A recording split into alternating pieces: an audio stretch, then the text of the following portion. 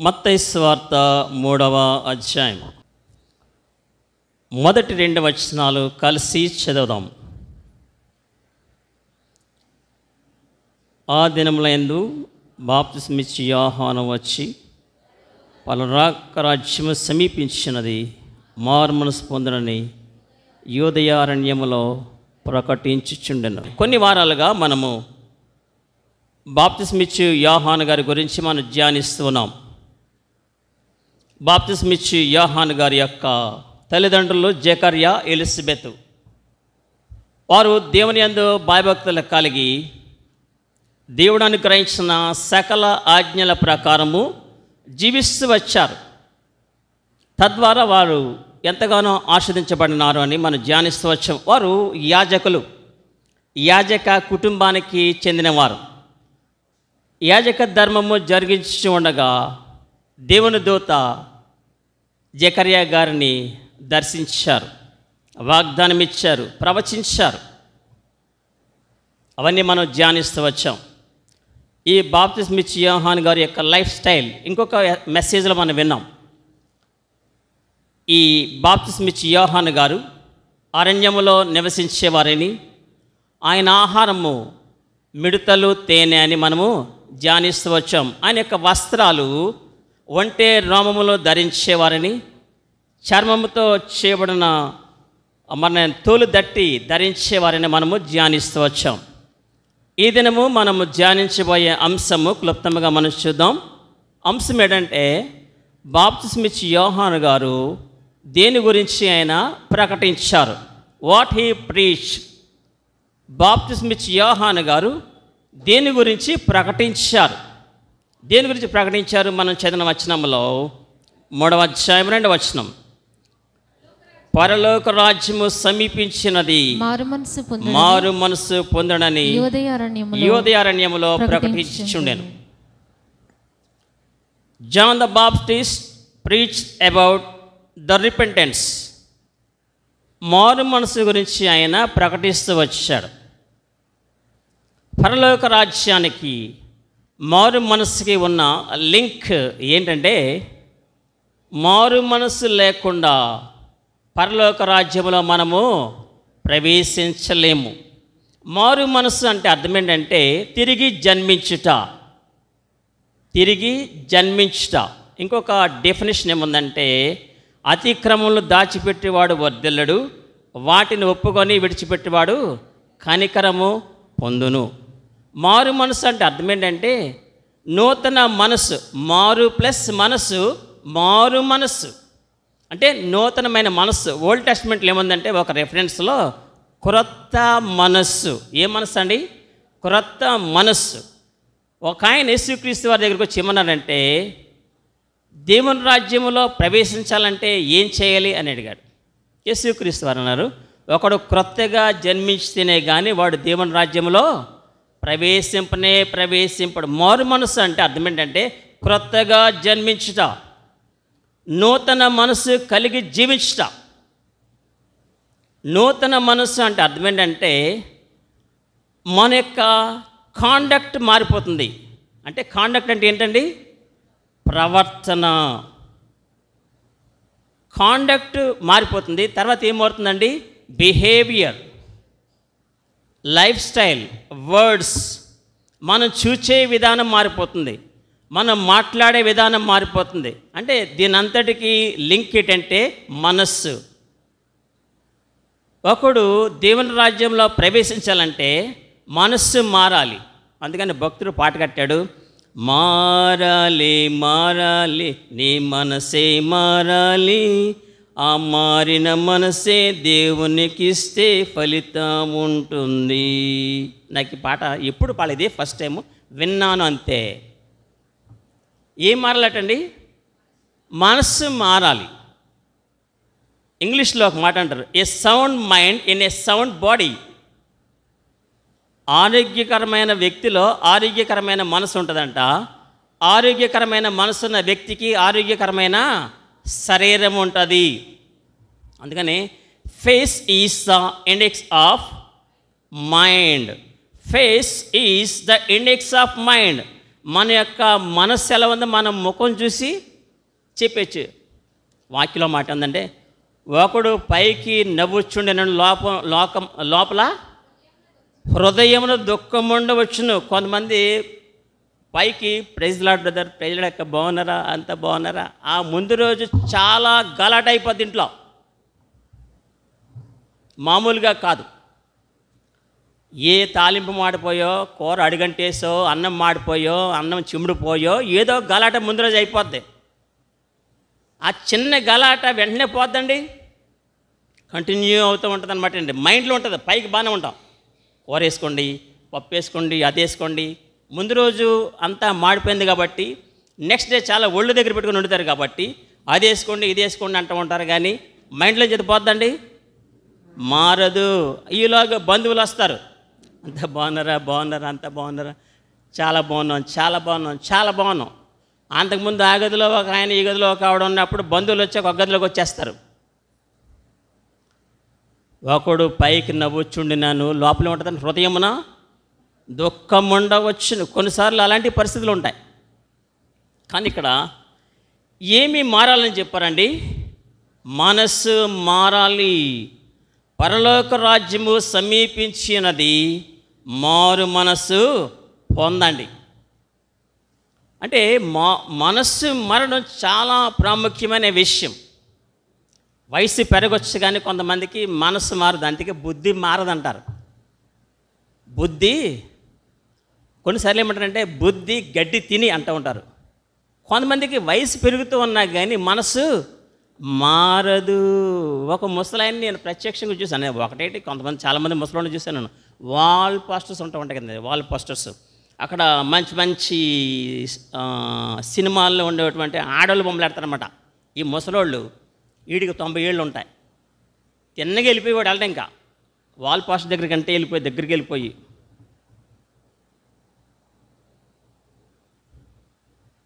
ఇంకా మోజు పోలేదు. అందుకని ఏమన్నానంటే మనస్సు మారాలి అంటే హృదయము మారాలి. అంటే మనస్సు మారితే ఆటోమేటిక్గా హృదయము మారిపోతుంది. మారు మనసు ఎంత ప్రాముఖ్యమైందంటే, మారు మనసు గురించి యోహాను గారు బోధించారు.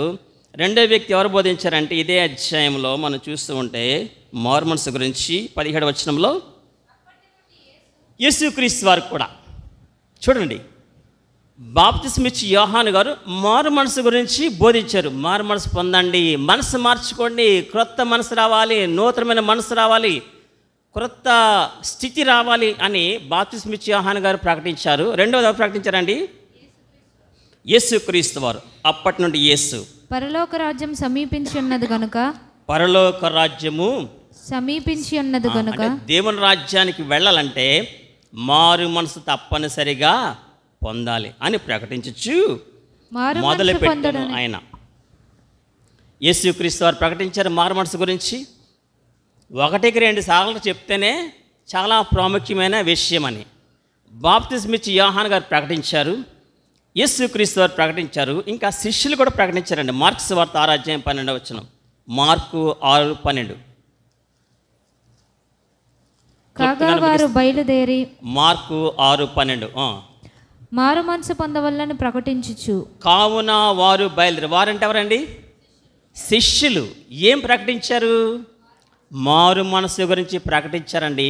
బాప్తిస్మిచ్చి యోహాను గారు మారు మనసు గురించి ప్రకటించారు, యేసుక్రీస్తు వారు మారు మనసు గురించి ప్రకటించారు, శిష్యులు కూడా మారు మనసు గురించి ప్రకటించారు. ఇంకా 4వది పేతురు గారు కూడా మారు మనసు గురించి ప్రకటించారు. అపొస్తలుల కార్యాలు 2వ అధ్యాయం 38వ వచనం. అపొస్తలుల కార్యాలు 2:38. పేతురు మీరు మారు మనసు పొంది పాపక్షమాపణ నిమిత్తము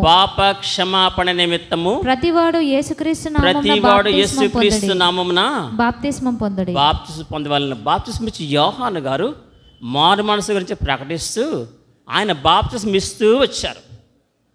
4వ వ్యక్తి ఎవరండి?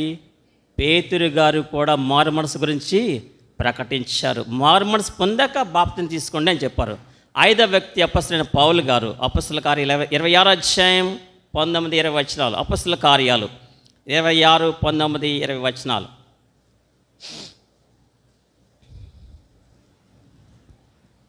అపొస్తలుల కార్యాలు 26:12 19-20 వచనాలు. మొదట దమస్కులోని వారికి యెరూషలేములోను యోదయ దేశమంతటను తరువాత అన్యజనులకును వారు మారు మనసు పొంది దేవుని తట్టు తిరిగి మారు మనసునకు తగిన క్రియలు చేయవలని ప్రకటించారు. మారు మనసుకు తగిన క్రియలు చూడండి, మారు మనసు పొందాలి, దేవుని తట్టు తిరగాలి, మారు మనసుకు తగిన క్రియలు చేయవలనని అపొస్తలుడైన పౌలు గారు ప్రకటిస్తూ వచ్చారు. ఇది 5వ సందర్భము. 6వ సందర్భము దేవాది దేవుడే ప్రకటిస్తూ వచ్చారు. ప్రకటన గ్రంథము 2వ అధ్యాయం 4-5 వచనాలు. ప్రకటన గ్రంథము 2వ అధ్యాయం 4-5 వచనాలు. అయినను మొదట నీకుండిన ప్రేమని వదిలితివని నీ వదిలితివని నేను నీ మీద తప్పు ఒకటి మోపవలసి ఉన్నది. నీవు ఏ స్థితిలో నుండి పడితివో అది జ్ఞాపకం చేసుకొని మారు మనసు పొంది ఆ మొదటి క్రియలను చేయము. దేవాది దేవుడే సంఘానికి చెప్తున్నారు, మారు మనసు పొంది మొదటి క్రియలు చేయము. ఈ 6 సందర్భాల్లో మనకు అర్థమైంది ఏంటంటే, ఒక్కసారి మారు మనసు పొందితే చాలదు. ప్రభు రాకడ పర్యంతము మనము మారు మనసు పొందుతూనే ఉండాలి. అందుకని వాక్యం ఉందంటే, రక్షింపబడుచున్న మనకు దేవుని శక్తి అయి ఉన్నది. మారు మనసు పొందుచున్న మనకు దేవుని యొక్క శక్తి. మారు మనసు పొందిన తర్వాత తప్పిపోయే అవకాశాలు బోలెడన్ని ఉన్నాయి. మారు మనసు పొందిన తర్వాత తప్పిపోయే అవకాశాలు లోకములో, గృహములో, ఒంటిలో, ఇంటిలో ఎన్నో ఉంటాయి. ఒక ఎగ్జాంపుల్, దావీదు గారు దేవుని చేత ఏర్పరచబడ్డాడు. గొర్రెల దొడ్డిలో నుంచి తీసుకుని రాజుగా సింహాసనం ఎక్కించారు. అంతా సజావుగా జరుగుతూ ఉంది. 3వ సందర్భం ఏంటంటే, ఆయన దేవుని చిత్తాన్ని కనుగొనేవాడు. దేవాని చిత్తం నెరవేర్చిన నాకు సంతోషము అన్నాడు. దేవుని మందిరానికి సంతోషంగా వెళ్ళేవాడు. ఆయన వెళ్ళటం కాదు, జనాలను తీసుకెళ్ళిపోయేవాడు కూడాను. ఏం చేసాడండి, కూడా ప్రజలను కూడది 2 ఏళ్ళ దేవుని మందిరానికి మనమేమో చింతపండు కేజీ 20 రూపాయలు అంటే జనాలు పోగేసి వెళ్తూ ఉంటాం. టమాటా మొన్న 100 రూపాయలు అమ్మింది, టమాటా మెరక వీధిలో 20 రూపాయలు అన్నంట. మా చిన్నప్పుడు గజ్జరువులో టముకేసేవారు. టముకు ఇదిగోండి కేజీ ఉల్లిపాయలు 25 ఇస్తున్నారంట. అందరూ వచ్చి కొనాలంట హో అనేటప్పటికల్లా అందరం ఆపాలం గోపాలం దాడేలు అయిపోతాయి. తాళం వేసాడు వెళ్ళిపోవడం. అలాంటి వాటికి వెళ్తాం. కానీ మందిరానికి జనాలు మనం రావడమే అరుదైతే, ఏదో అరుదైన జాతి అన్నట్టు అరుదైన జాతులు ఉంటాయి. మళ్ళీ పైగా అంతరించిపోతున్న జాతులు. అరుదైన జాతి వేరంటే మళ్ళీ పైగా అంతరించిపోతున్న జాతు అంటే మందిరానికి సరిగ్గా రారు. వాళ్ళు అంతరించిపోతున్న జాతుల్లోకి వచ్చేస్తారన్నమాట. రాను మానగా పాడగా రాగం వస్తుంది. గుడికి మానగా మానేసి తెగులు వచ్చేద్ది. ఇంకంతే, గుడి గుర్తుండదు. మొన్న మేరీ గోల్డ్ అక్కడ నేను మేరకు దించడానికి వెళ్తున్నాను, ఆరాధన దించడానికి వెళ్తున్నాను. నేను వెళ్ళేటప్పటికల్లా ఒక ఆవిడకి 85 ఇయర్స్, కుర్చీతోటి అలాగా నడుచుకుంటూ మళ్ళా కొంచెం ఎదురుకి వెళ్ళిన తర్వాత కుర్చీలో కూర్చుంటుంది కాసేపు. మహారాజా కుర్చీలాగా ఉంది అది. మళ్ళీ కాసేపు లేచి అలాగ నడుస్తుంది అనమాట. నేను బండి ఆపాను. మీరు ఎక్కడుంటారన్న? ఈ పక్కనే బాబా అంది. మీకు స్టాండ్ ఇస్తాను, నడుస్తారన్న. స్టాండ్లో ఉన్నాయి బావా, స్టాండ్ ఎక్కలేదు అంది. అసలు రీజన్ చెప్తే లేదు. ఎందుకు కుర్చీలో నడుతుందో కొంతమందికి మనం అసలు కారణం చెప్పాం. గుడి ఎందుకు మానేసామంటే అసలు కారణం చెప్పాం. ఏదేదో చెప్తూ ఉంటాం. ఈవిడ కూడా అసలు కారణం స్టాండ్ ఉంది అంటుంది, కుర్చీతో ఎందుకు నడుతుందో చెప్పట్లేదు. పక్కన గ్రేసీ లాంటి ఆవిడ ఉంది. అబ్బాయి గారు మీకు తెలదో, దీనికి ఒక కథ ఉంది అంది. ఏంటి అన్నాను. కుర్చీతోటి 3-4 అడుగులు వేసి కాసేపు కూర్చుంటుంది దర్జాగా. ఎందుకు? ఆ ఉగురుపు, ఆయాసం అదంతా అక్కడ రిలాక్స్ అయిపోతుందన్నమాట. మళ్ళీ 2 నిమిషాల తర్వాత మళ్ళీ లేచి టకా టకా టకా నొక్కుతుందంట. మళ్ళీ కూర్చేసిన మళ్ళీ రిలాక్స్డ్గా. స్టాండ్లు ఉన్నాయి, ఎందుకు స్టాండ్ అయితే కూర్చుండకూడదు కదా. సరే ఎక్కడికి వెళ్ళి పెట్టాను నన్ను. మేక మాంసం తెచ్చుకుంటూ వెళ్ళాను బాబా అంది. ఆహా, 8 గంటలకి 1:30కే మేక మాంసం తెచ్చుకోవడానికి ఈవిడ వెళ్ళింది. వెరీ గుడ్, గుడికి వెళ్ళావా అన్నాను. వెళ్ళైపోతున్నాను, ముసలిదాన్ని అయిపోయారు కదా, వెళ్ళైపోతున్నాను అంది.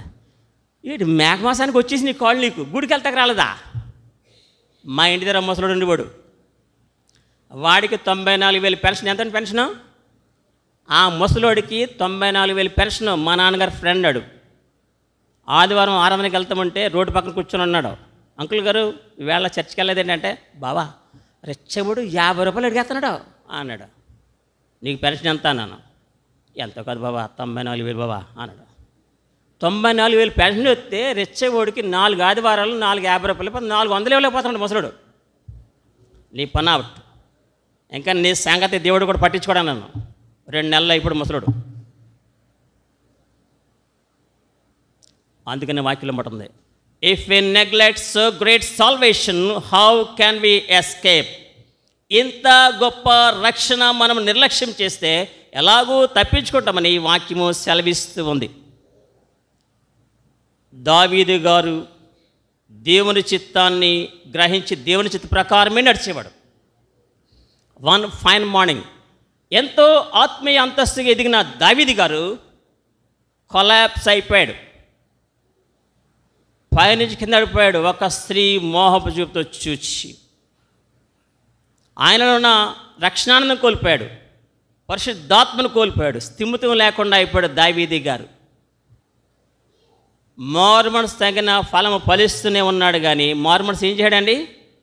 కోల్పోయాడు. ఆప్షన్ పౌలు గారు అన్నారు, దేమ ఇహలోకమును స్నేహించి నన్ను విడిచి వెళ్ళిపోయాడయ్యా అన్నాడు. ఆప్షన్ పౌలు గారు దేమ ఏమి స్నేహించాడండి?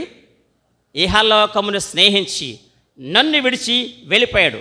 లాస్ట్ వీక్ ఎస్తేర్ గారు చదివించారు, ఈ లోక స్నేహము దేవునితో వైరమని మీరు ఎరుగరా, ఎవడు ఈ లోకమును ప్రేమించునో అని వాక్యం ఉంది. దేమానే ఆయన లోకాన్ని స్నేహించి దేవుని కృపల నుంచి వెళ్ళిపోయాడు. అంటే మారు మనసు తగిన ఫలము లేదు. థర్డ్ ఎగ్జాంపుల్, యేసుక్రీస్తు వారి శిష్యులలో శిష్యుడు. అతడు ఎంత నమ్మకస్తుడంటే డబ్బు సంచి అతని దగ్గరే ఉండేది. వాక్యంలో పర్టికులర్గా ఒక రెఫరెన్స్ ఉంది, అతని దగ్గర డబ్బు సంచి ఉన్నందున. ఏముందటండి? ట్రెజరర్. అందరికి ఇచ్చేస్తారా డబ్బులు? నా చేతులు ఎక్కువ డబ్బులు పెట్టుకోను, ఎవరు కూడా. ఎందుకంటే డబ్బులు ఉన్నాయంటే కనుక అయిపోతాయి అంతే. నాకు 5 రూపాయలు ఇచ్చినా బజార్ నుంచి ఖాళీ చేసుకొచ్చేస్తాను, 500 ఇచ్చినా ఖాళీ చేసుకొచ్చేస్తాను, 5,000 ఇచ్చినా సరే వాటికి సరిపడగా సరుకులు కొనుక్కొచ్చేస్తూ ఉంటాను. కానీ ఇస్కరియోతు యోధా గారు అలాంటోడు కాదు, బహు నమ్మకస్తుడు. కాబట్టి 12 మంది శిష్యుల్లో గ్రీసీలాగా బాగా లెక్కలు తెలిసేమో, ఎస్తేర్లాగా బాగా బిడాయించి ఇవ్వగలనేమో. అందుకని ఏం చేశారంటే డబ్బు సంచి అతని దగ్గర పెట్టేశారు. పెట్టేసేటప్పటికల్లా అతను కూడా కడాకరికి ఎలా అయిపోయిందంటే, డబ్బు మీద ఉండే వ్యామోహం ఎంతవరకు వెళ్ళిపోయిందంటే యేసుక్రీస్తు వారినే అమ్మేసేటంతగా. డబ్బులు కూడగట్టుకుంటారు కదండి, ఊరికి డబ్బులు పోగేసుకుంటూ ఉంటారు. డబ్బులు కూడగట్టేవాళ్ళు, డబ్బులు పోగేసేవాళ్ళు, వాళ్ళ మనసు ఎప్పుడు కూడా డబ్బు మీదే ఉంటుంది. ఎక్కడ రూపాయి అన్నా జేబులో, ఎక్కడ 10 రూపాయి అన్నా జేబులో, ఎక్కడేమన్నా జేబులో.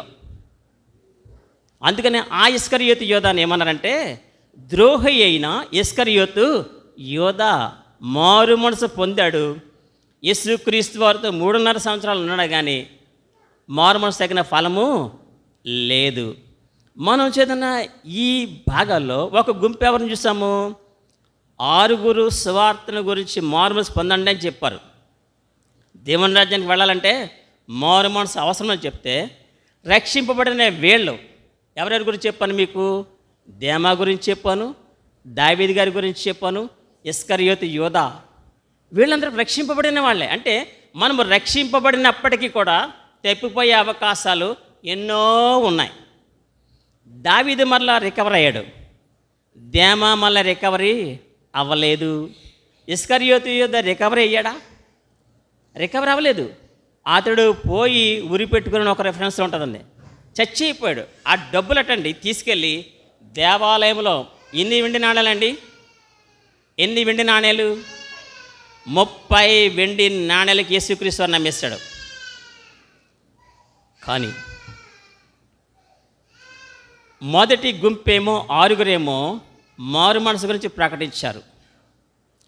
వీళ్ళేమో మారు మనసు నుంచి తప్పిపోయారు. మన జీవితాల్లో కూడా కొంతమంది మారు మనసు పొందినప్పటికీ కూడా మారు మనసు లేకుండానే ఉంటారు. మన మధ్యలో తిరిగిన వారి గురించి చెప్తాను మీకు. ఫస్ట్ ఎగ్జాంపుల్, మా నాన్నగారు మందిరానికి ఒక ఆయన వచ్చేవాడు. ఆయన మా చర్చిలో ప్రతి సెకండ్ మెసేజ్ ఆయనకి ఇచ్చేవారు. నాన్నగారికి ఏంటంటే పెద్దోళ్ళు వస్తే, ఆయన పెద్ద ఉద్యోగస్తుడు కాబట్టి ఆయనకి మెసేజ్ ఇచ్చేయాలి. ప్రతి వారం సెకండ్ మెసేజ్ ఆయనే. కానీ బహిరంగంగా చెప్పేవాడు, తమ్ముడు నెలలో 2-3 తారీఖుల్లో మా ఇంటికి 18 కవర్లు 18 స్వీట్ ప్యాకెట్లు వస్తాయి. ఎన్ని కవర్లు అండి? 18 కవర్లు 18 స్వీట్ ప్యాకెట్లు మీ ఆంటీకి ఇచ్చేసి వెళ్ళిపోతారు. ఎవరంకులు అన్నాను నేను. వీళ్ళందరూ కాంట్రాక్టర్స్ తమ్ముడు. కాంట్రాక్టర్స్ మనకి అంటే వాళ్ళకి మామూలు వస్తాయి కదా, వాళ్ళు ఏదో మనకి ఇవ్వాలని చెప్పేసి ఇంజనీర్లకి ఏమిస్తారండి? లంచము. వాక్యం ఉందంటే లంచము మనుషులు ఏం చేస్తారండి? గుడ్డివారిగా చేస్తుందంట లంచం. హెబ్రోన్ సహవాసంలో లంచం ఇచ్చి పోస్టింగ్లు ఎంచుకుంటున్నారు. లోదరన్ మిషన్లు మామూలే. లోదరన్ మిషన్ వాళ్ళు అయితే కనుక 3 లక్షలు ఇస్తే ఒక చర్చ్, 5 లక్షలు ఇస్తే ఒక చర్చ్. ఇప్పుడు నేనున్నానా? అమాంతంగా నేను సర్టిఫికెట్ కొనేసి ఒక 25,000 లోదరన్ మిషన్ వాళ్ళ దగ్గరికి వెళ్ళి ఒక 5 లక్షలు ఇచ్చి, ఏమండి టౌన్ చర్చ్లో వేయించండి అయ్యగారు, నేను మరి కొవ్వూరు అందరూ అక్కడ ఉన్నారండి, కొవ్వూరులో టౌన్ చర్చ్లో వేస్తే నేను అక్కడ సేవ చేసుకుంటున్నా అయ్యగారు అంటే 6 లక్షలు ఉన్నవాళ్ళు నిలగొట్టేసి నన్ను వేసేస్తారు. ఇదంతా ఏంటండి? ఇది లంచము. ప్రతి నెల లంచం తీసుకునేవాడు. మళ్ళీ స్టేజ్ ఎక్కి పుల్పిట్ మీద వాకింగ్ చెప్పేవాడు. వాళ్ళ భార్య పంకు, మరి ఇంజనీర్ భార్య కదా, చదువులేదు ఆవిడకి. చదువు లేకపోయినా ఇలా పంకు తీసుకొని అయ్యి బాబు ఇదంతా హారాలు పెట్టుకొని, ఎందుకంటే డబ్బు వచ్చేస్తుంది కదండి. డబ్బు వచ్చేటప్పుడు ఎప్పుడైనా సరే అయ్యి ఎంతో హారాలు దించేసుకుని పంకులు జూలు డాగ్స్ ఉంటాయి, జూలు కుక్కలు అంటారు కదండి, ఇలా తీసేసుకొని టకా టకా టకా టకా టిప్ టాప్గా వచ్చేటకల్లా మా ఊళ్ళు గబగబాలు వేసి మా నాన్నగారు మా అమ్మగారు అంతే కుర్చీలు లాగేసి అవి లాగేసి ఈ లాగేసి అవి పెద్ద అడవిడి. కూటికి దిక్కు లేకుండా వచ్చిన వాళ్ళకి టీ చొక్కి ఇచ్చేవాళ్ళు కదా, మా ఇంట్లోనూ అన్నం పెట్టేవారు కాదు. వాళ్ళు వస్తే అంకుల్కి యాపిల్స్ కట్ చేయి, మిక్సర్ ఉందా, స్వీట్ ఉందా, హాట్ ఉందా, టీయా కాఫీ అడుగు, ఇలాగా. అంటే మనము కూడా ఏమైపోతామండి అలాంటి వాళ్ళు వచ్చినప్పుడు.